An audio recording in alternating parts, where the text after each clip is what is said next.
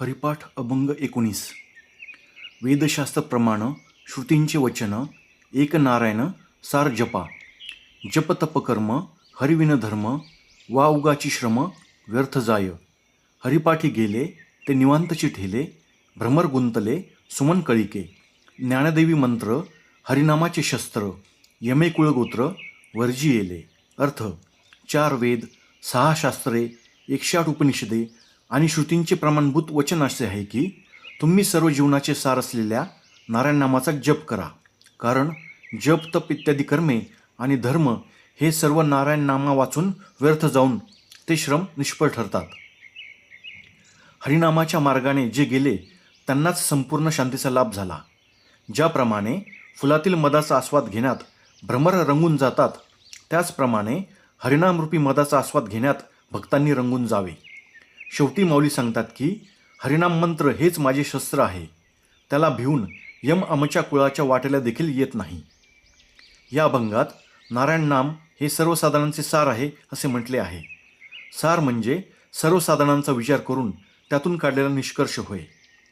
हा निष्कर्ष सामान्य बुद्धीच्या एखाद्या व्यक्तीने काढलेला नसून सर्वज्ञ अशा वेदशास्त्रांनी काढलेला आहे, म्हणून महत्त्वाचा आहे. या मार्गाने अल्पश्रमात सुखप्राप्तीचा व दुःख निवृत्तीचा उपाय प्राप्त होतो. माऊलींनी 3ऱ्या चरणात भ्रमराचा दृष्टांत सांगितला आहे.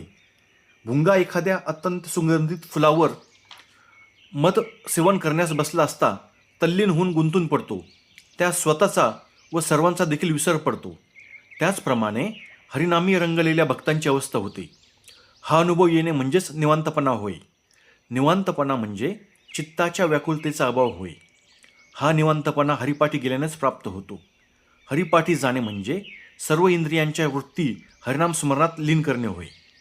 हा निवांतपणा नामसंकीर्तनाशिवाय अन्य साधनांनी मिळणार नाही. यासाठी हरीला अनन्य शरण जावे. सर्व संत महात्मे याच प्रकारे अखंड हरिचरण कमलाचा आश्रय घेऊन निवांत झालेले आहेत. नाम हे अमोघ शस्त्र आहे.